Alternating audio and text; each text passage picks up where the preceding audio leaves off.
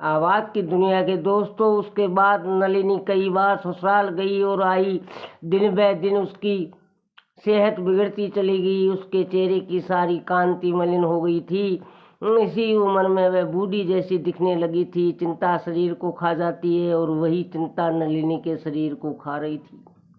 वसंत 5 वर्ष का हो गया था। उसे देखकर वह दुख भूलने की चेष्टा करती थी, लेकिन जिसके जीवन की सारी मनोकामनाएं अधूरी रह गई हो, जिसका सारा सुख सौभाग्य निर्दयपूर्वक छीन लिया गया हो, वह कितनी देर तक प्रसन्न रह सकता है।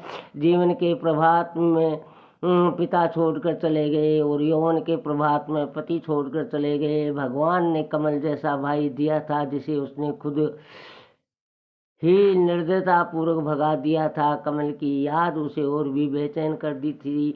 एक बार अगर कमल मिल जाता तो वह क्षमा मांग लेती, लेकिन अब उसकी कोई आशा नहीं थी।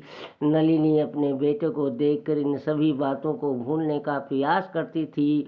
उसी को खिलाने खेलने में खुद को व्यस्त कर रही थी, लेकिन वह कुछ समय के लिए ही होता था। राख के नीचे की आग की तरह चीर दुख सामने आ जाता था और नलिनी की क्षण खुशी उसमें भस्म हो जाती थी।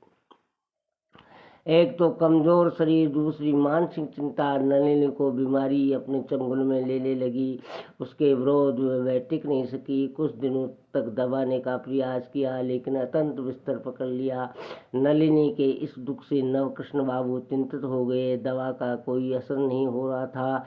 दिनों दिन रोग जैसे बढ़ता हो गया। 6 महीने बीत गए। उसका शरीर जर्जर हो गया था। वह समझने लगी थी कि अब कुछ दिनों की ही मेहमान है, फिर इस संसार से उसका संबंध समाप्त हो जाएगा। उसे कमल की याद आई, वसंत पर ध्यान गया। ये सब सोचकर उसकी आंखें भर आई। नलिनी को ऐसा देखकर पास बैठी छवि का गला भर गया। उसने नलिनी की आंख पोंछ दी। यहाँ आकर यही एक नलिनी को अनन्य सखी मिली। वैसे तो नवकृष्ण बाबू के यहाँ नौकरी की कमी नहीं है, फिर भी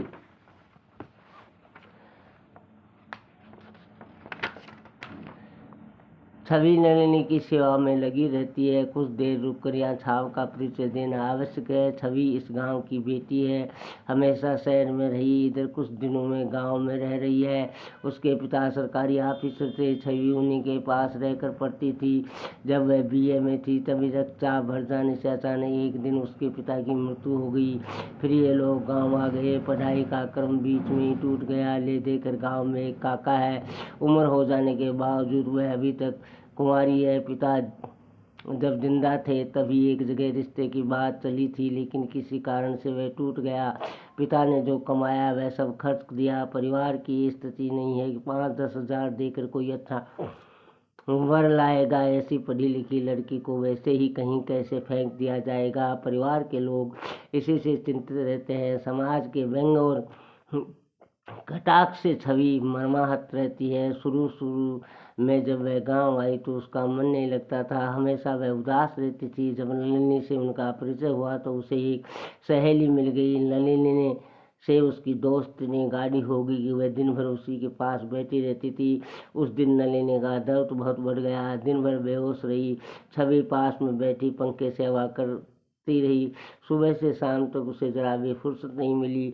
वह उसकी सेवा में लगी रही। शाम में जब नलिनी को थोड़ा होश आया तो उसने देखा कि छवि वैसी बैठी अरे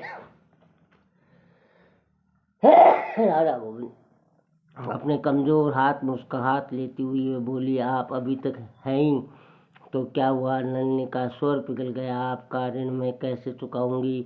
निश्चय ही पिछले जन्म में हम दोनों बहनें थी। आंतरिक प्रसन्नता से छवि की आंखें भर गई।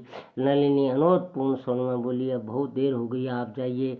छवि को विवश होकर जाना पड़ा। रात में नलिनी ने सपना देखा।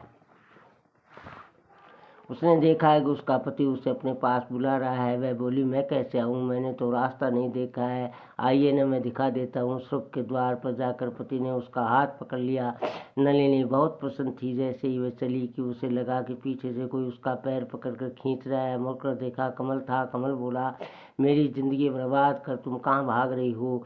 ये नहीं होगा, मैं तुम को स्वर्ग नहीं जाने दूंगा। पति के हाथ से उसका हाथ छूट गया और वह नीचे धरती पर गिर पड़ी। वह जोर से चिल्ला उठी। नलिनी की चित्कार से घर भर उसके सोए लोग जाग गए। सभी दौड़कर नलिनी के पास आए। वह बेहोश थी। एक आदमी को डॉक्टर के पास भेजा गया। डॉक्टर ने आकर मरीज को देखा। नवकृष्ण बाबू चिंतित बाहर में खड़े थे। डॉक्टर बोले, कोई बुरा सपना देखा है इसलिए डर गई थी, ठीक हो जाएगी। कुछ देर बाद नलिनी को होश आया। दूसरे दिन नलिनी के स्वास्थ्य में कुछ सुधार हुआ। वह छवि से आग्रह करती हुई बोली, छवि बहन, बहुत दिन से आपका गीत नहीं सुन पाई हूँ, आप कोई गीत सुनाइए। छवि उसके आग्रह को ठुकरा नहीं सकी और अपनी मीठी आवाज में विद्यापति से गीत गाने लगी। सकी है कानख नहीं विश्वास, यमुना पुलिस कदम कानन मुरली मधुर बजाए, तन मन धन यौवन सर्वस ले छोड़ देल निरुपाय, पूर्ण कलाधर शरत निशा में कैल नृत ओ रास। सकी है प्रत्येक लता लगाए विदा भेल वनमाली भेकूर, अनुखन क्षण जोर है हृदय में गैल करते कते से दूर, लोकराज जकरा ले त्यागत जगत करे उपवास। सखी है। सब्सक्राइब फ्री है मित्रों।